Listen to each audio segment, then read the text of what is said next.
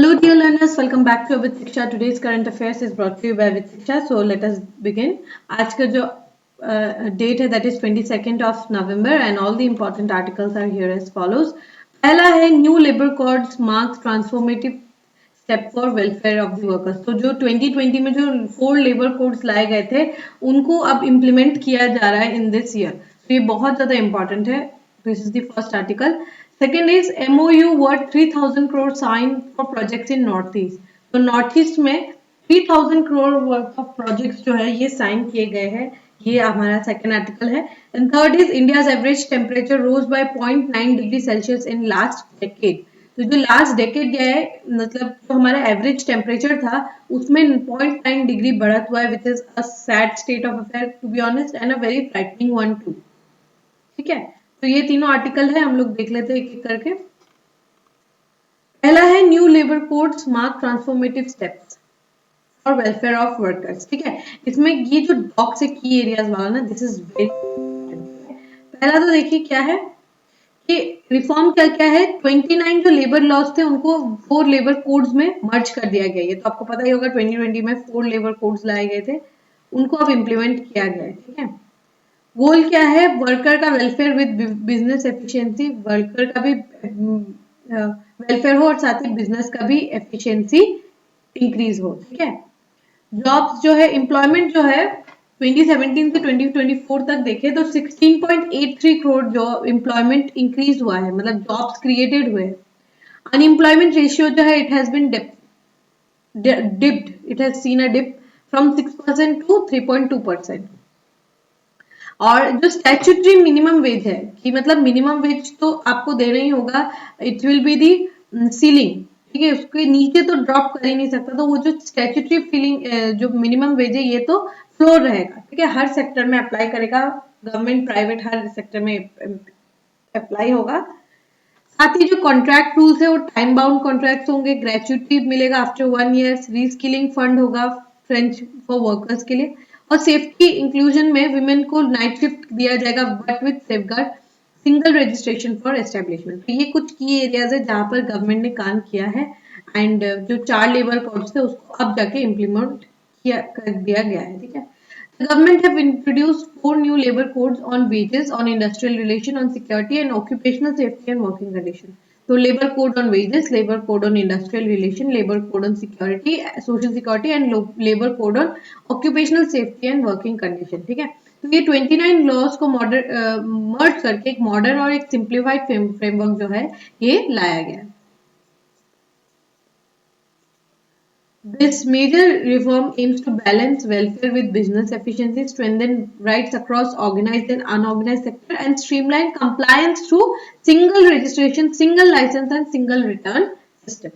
एक single registration system होगा, एक सिंगल लाइसेंस का सिस्टम होगा, एक सिंगल रिटर्न का जो है ये एक सिस्टम यहाँ पर डेवलप किए जाने की यहाँ पे बात की गई है. ठीक है,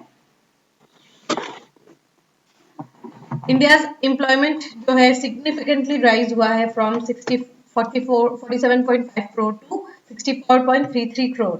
मतलब एडिशनल इंक्रीज जो है एम्प्लॉयमेंट में इट इज 16.83 करोड़ का एम्प्लॉयमेंट हुआ है. और अनएम्प्लॉयमेंट रेशियो ये हम लोगों ने देखा 6.0 से 3.2 में ड्रॉप हुआ है. ठीक है, the code introduced nationwide statutory floor wage, non-discrimination based on gender, transgender activity, time-bound contract, gratuity after 1 year, overtime का wages मिलने twice as normal. तो अगर let's say 100 रुपीज मिलता है तो ओवर टाइम में इसका ट्वाइस होना चाहिए. ऐसा नहीं कि आपने 100 प्लस 100 कर दिया, नहीं, आपको जो नॉर्मल प्राइस है उससे ट्वाइस देना है. दैट मीन्स अगर ओवर टाइम करवा रहे हैं तो आपको 100 से इंक्रीज करके 200 रुपीज देना होगा. ठीक है, the rate system also shift from inspector to an inspector cum facilitator model, encouraging guidance over punitive action. तो इंस्पेक्टर जो होंगे ना, जो आप लोगों को पता है कि किसी भी कंपनी में एक इंस्पेक्टर होते हैं, फैक्ट्रीज में आपने ज्यादातर देखा होगा, तो इंस्पेक्टर नहीं होंगे but he will be facilitator too. Punitive action देने से पहले उनको एक गाइडेंस प्रोवाइड करना होगा, which is very very crucial. ठीक है, सोशल सिक्योरिटी वर्क जो है protection have been greatly expanded in the new framework. जो ESIC है वो कवर न्यू कर रहे हैं now extend to pan India including zig.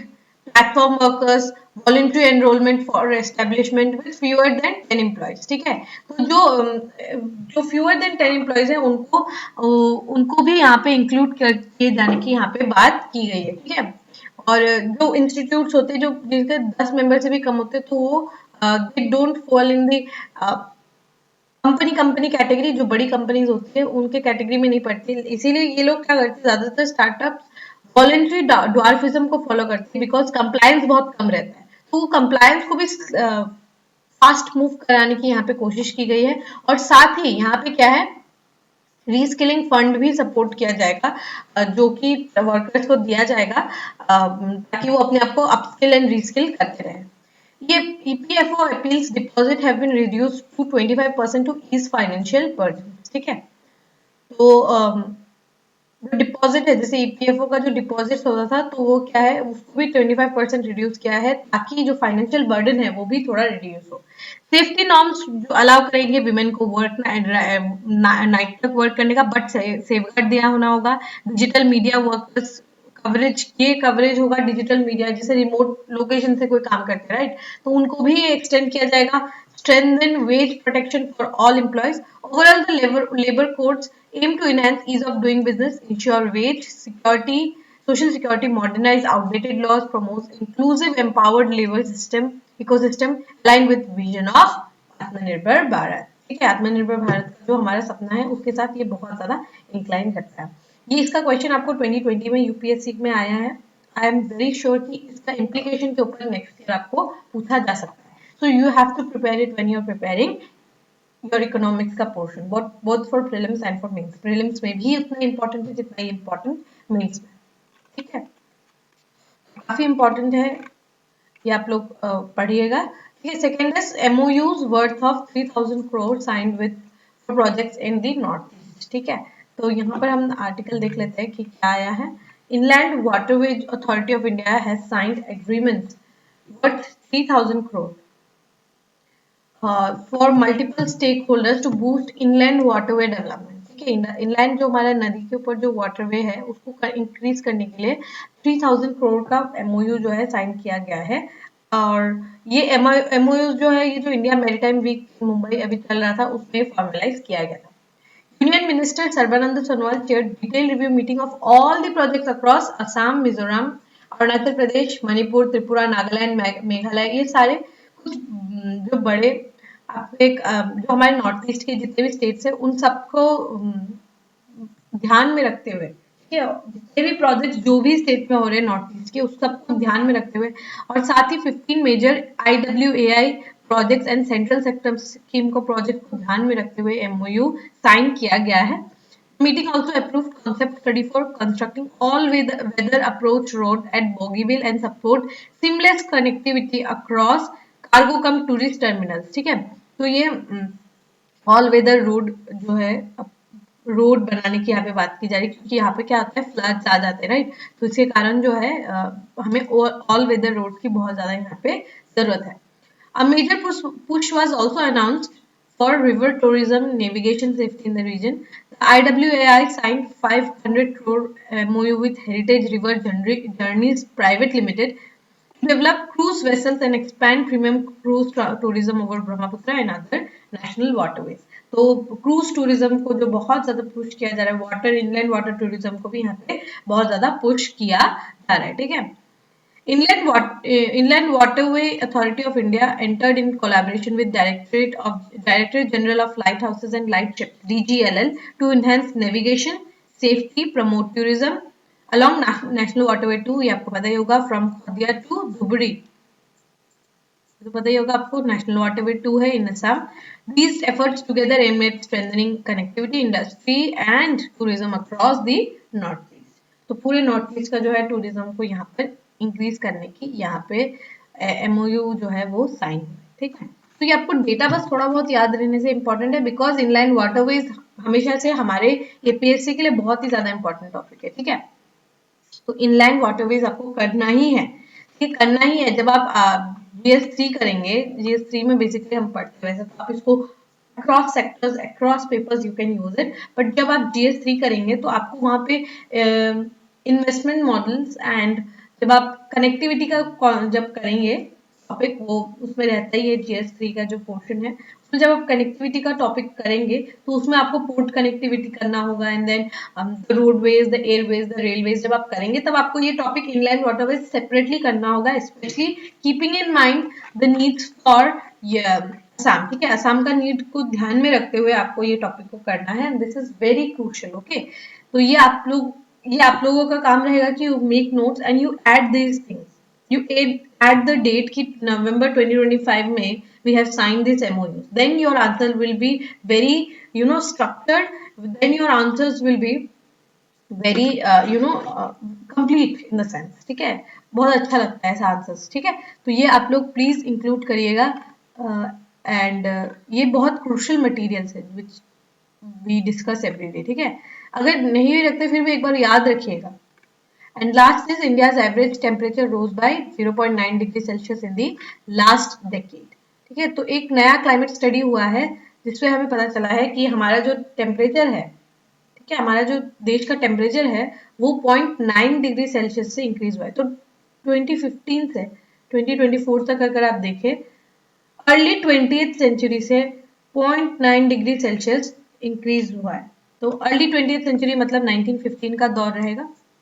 1915 का दौर से अगर आप देखिए 2015 का कंपेयर करें तो 0.9 डिग्री इंक्रीज है, which is a very huge increase. ठीक है, number of warm days also has increased मतलब reason indicating a clear trend of intensifying heat. The studies said that the hottest day of the year has been warmed significantly by 1.5 to 2 degrees Celsius in the western and northeastern India since 1950, which is a देखिए average temperature अगर 1915 का अगर हम देखें, it would have been in northeast it would have been around 22 degree Celsius, ऐसा समझ लेते। I am just giving you hypothetical data. ठीक है, तो नॉर्थ ईस्ट जैसे इतने rainy area and we have so much of forest areas, तो यहाँ पर 22 डिग्री सेल्सियस था, लेकिन अब इस साल पे it has increase up to let's say 24 degree हो चुका है, which is a 2 degree increase in certain areas. तो जो वेस्टर्न और नॉर्थ ईस्टर्न इंडिया है स्पेशली ज्यादा इफेक्ट उनको पड़ा है, बहुत ज्यादा इम्पैक्ट इनको पड़ा है। The research conducted by climate scientists from institution in India, Nepal, Norway links the temperature increase to a surge of extreme events जैसे heat waves हो गया, right? Scientists from Korea University, SPPU, IITM and Institute of Marine Research and ICI-MOD contributed to the studies, which warns that the accelerated warming pattern is already influencing India's climate behavior and increasing the frequency of heat related extremes। ठीक है, तो ये obviously हमें भी पता है, हम भी experience कर रहे हैं, and we are seeing a clear trend of increase, ठीक है, increase in the temperatures। Alright, तो ये आप लोगों को पता होना चाहिए। ये क्वेश्चन क्यों, ये टॉपिक क्यों लिया पता है, बिकॉज इस बार के APSC प्रीलिम्स में एक क्वेश्चन आया था, वो it was kind of solvable question only, जिसमें आपको थोड़ा सोचना था कि एवरेज टेम्परेचर पैटर्न के ऊपर एक क्वेश्चन आया था कि इंक्रीज हुआ है क्या, डिक्रीज हुआ है, रेनफॉल इंक्रीज हुआ है क्या, डिक्रीज हुआ है क्या, उस टाइप का एक क्वेश्चन था। तो उसमें आपको इस तरीके के आर्टिकल्स जो है बस थोड़ा सा ध्यान में रखना है कि ऑब्वियसली इंक्रीज हुआ होगा। ठीक है, तो ये important भी है, you can quote this data also, which is very crucial। all right, okay, with this we have come to end of today's session। if you have liked this session, don't forget to give a like and write down in the comment section। we will meet in the next session very soon। till then, take care, study hard, and thank you।